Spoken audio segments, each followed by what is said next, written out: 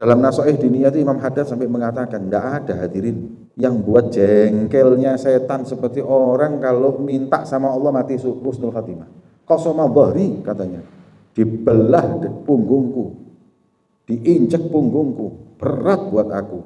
Kalau sudah lihat umatnya Nabi Muhammad doa minta husnul khatimah. Aduh. Dan dalam riwayat saya sering sebutkan, setan itu mengkerahkan semua keahliannya menggoda manusia ketika waktu orang itu sakratul maut.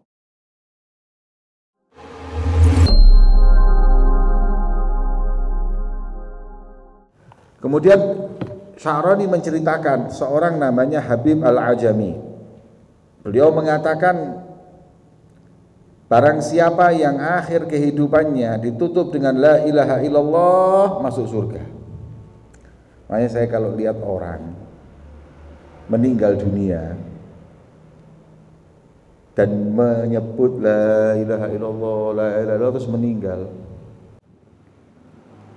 itu iri. Enaknya ya Allah, berarti dia nutup hidupnya dengan husnul khatimah. Ya. Kalau sudah gitu tuh jangan dikasihani, yang dikasihani kita ini yang belum tahu. Seakan ya fulan mati, lu alhamdulillah mati ini husnul khatimah. Yang perlu dikasihani ini kita ini yang belum jelas ini. Nah, kalau ada orang meninggal husnul khatimah sebelum meninggal nyebut la ilaha illallah. Dulu waktu saya menemani ibu saya dalam sakratul maut, sedih saya, ibu saya sakit. Tapi ketika dengar beliau mengatakan hasbunallah wa ni'mal wakil, meninggal, bingung, ya seneng, ya susah. Susahnya meninggal, senengnya dengar akhir kehidupannya nyebut nama Allah.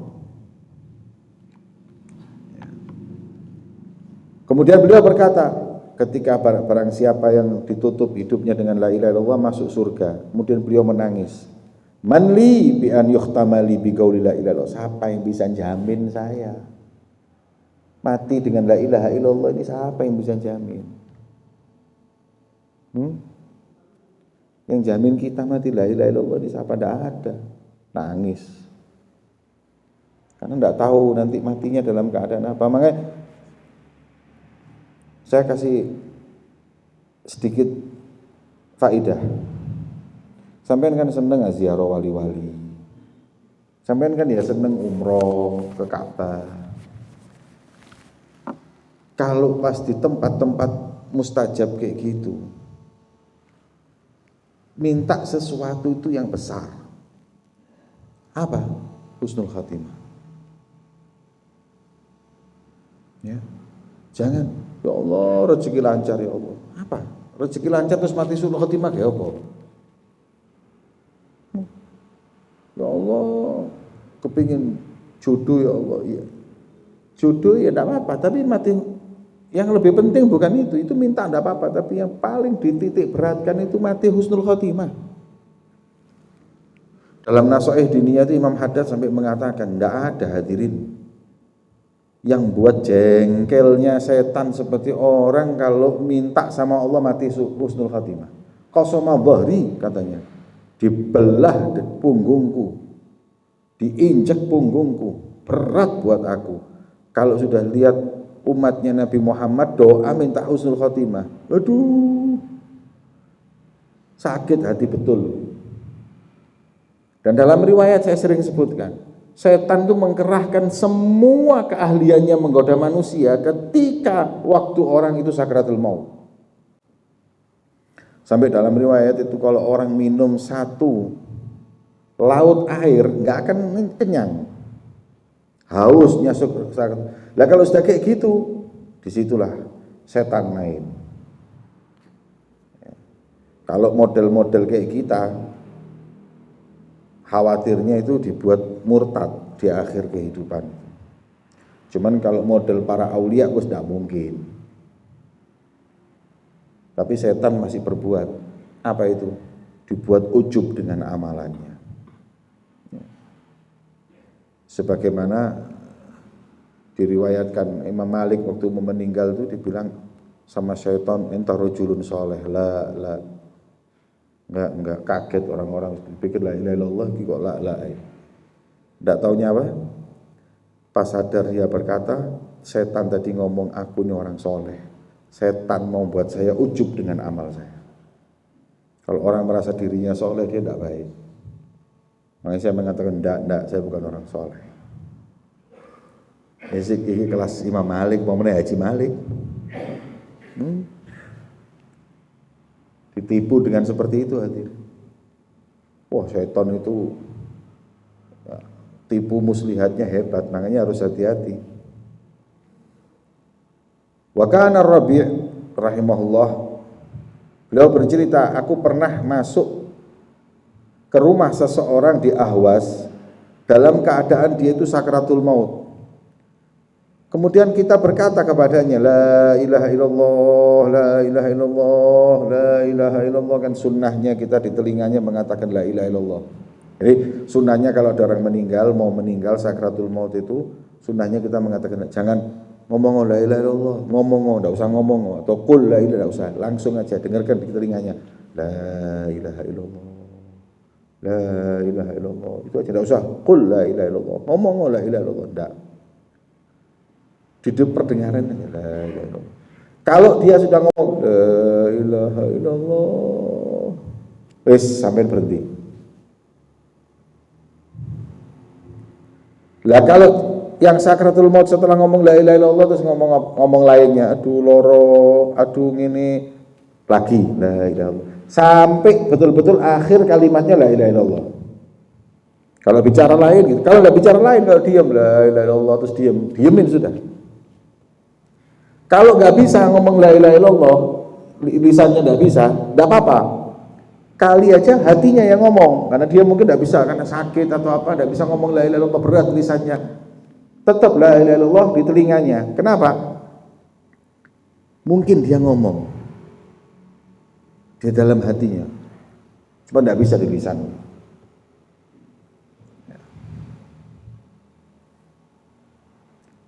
Ini Rabi' mengingatkan seseorang la ilaha illallah. Tapi yang sakratul maut ngomong, tolong ditambah itu ada pembeli. Barangnya apik no. Limited edition. Tolong sing iku ya. Ini orang sudah mau mati mesti mikir kerjaan. Ada orang sudah geletak gitu. Pak, sing sabar bayar la ilaha illallah. Nah, tolong pekarangane bapak cerita lah. Nah, toko iku yo majukno aja sampai bangkrut. Haula. Orang sudah mau mati mikirin toko, pekarangan, mikirin. Ini berat ini. Makanya kata Imam Haddad dalam Naso itu disebutkan, kalau ada orang sakit tobat itu baik, jangan disalahkan. Itu loro tok tobat, tapi wis gak loro, nih betik maneh, itu mesti mending itu loro tobat. Ada orang yang sakit sih belum tobat.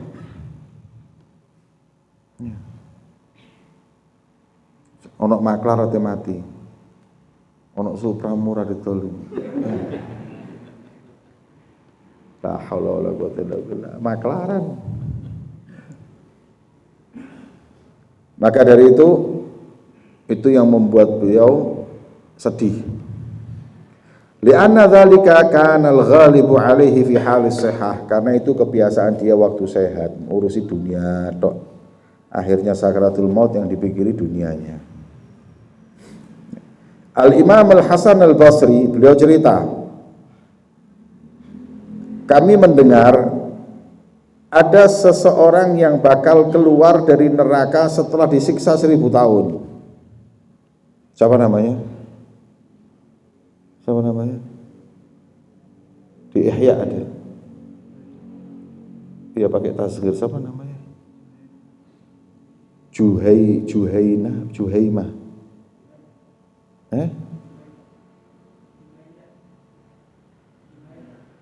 Iya, Juhainah apa bin Nun atau bin Mim? Bin Nun. Itu di Ihya diceritakan bahwa Nabi SAW mengatakan bahwa nanti orang yang paling Juhainah bin Nun, akhir man yadkhulul jannah, orang yang akhir masuk surga.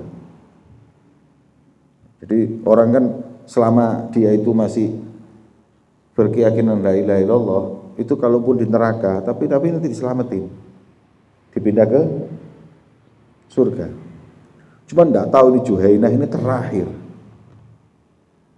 Kata Nabi, orang yang akhir diselamatin dari neraka masuk ke surga itu Juhainah. Ya. Kata Imam Hasan Al-Basri ketika mendengar hal tersebut, laitani kuntu dzalika rajul. Ya Allah, kalau Juhainah adalah saya. Kenapa? Li'annahu maqtu'un lahu bil khuruj minan nar, karena pasti keluar dari neraka. Nasnya Nabi. Ya.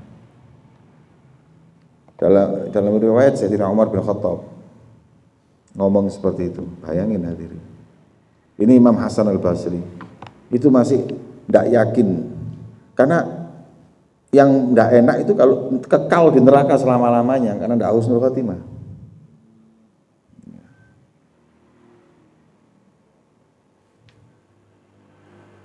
Maka itu ada yang bilang Juhainah itu bukan nama, tapi nama qabilah. Ya. Ala kulli hal. Nah, fa iyyaka ya akhi. Ini yang ditekankan. Antusamih nafsaka fil ishtighal bi umuri dunya illa bi qadri dharurah syar'iyyah. Makanya kita jangan terlalu sibuk di benak kita ngurusin dunia sampai lupa dengan akhirat. Farubbama atana al-maut aw atakal maut ala ghaflah, yang dikhawatirkan kalau mati itu datang ketika kau lalai dari Allah, fatakhsar darain, kau akan rugi dunia akhirat. Fal iyadu billah, hanya kepada Allah kita berlindung. Wa alam dzalik ya akhi wa ta'ammalhu wallahi tawalla hudak. Coba dipikir dengan apa kita ini nanti tutup kehidupan kita. Ya, jangan main-main. Ya. Karena semua di antara kita kullu nafsin dha'iqatul maut, kita semua itu pasti mati.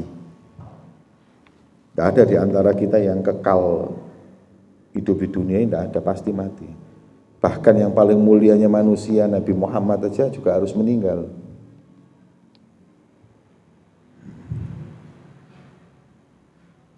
Kalau mikiri dengan apa kita tutup ini kehidupan kita nggak mungkin bisa tenang hidup. Ya. Nggak mungkin bisa maksiat. Karena khawatir, kata Nabi SAW, yamutul mar'u ala ma 'asha alaih. Wa yuhsyarul mar'u ala ma mata alaih. Manusia itu mati tergantung hidupnya. Kalau hidupnya senang taat, insya Allah matinya dalam keadaan taat. Enggak sedikit. Ada penceramah tengah-tengah ceramah meninggal. Ada orang di masjid tengah-tengah di masjid meninggal. Biasa. Kebiasaannya ke masjid, majelis, ya sudah meninggalnya dalam keadaan seperti itu. Ada orang yang kehidupannya maksiat, ya meninggalnya pas maksiat. Makanya kau mau, katanya ulama, kamu mau mati apa? Mau mati dalam keadaan taat, ya selalulah berbuat itu. Niscaya kau akan mati dengan keadaan itu. Wa yuhsyarul mar'u, dan manusia akan dibangkitkan nanti tergantung matinya. Yang matinya husnul khotimah ya wajahnya akan cahaya, dapat kemuliaan. Tapi kalau matinya su'ul khotimah ya dengan kebangkitannya dengan seperti itu. Ya, semoga kita semuanya diberi oleh Allah husnul khatimah indal maut. Amin ya rabbal alamin.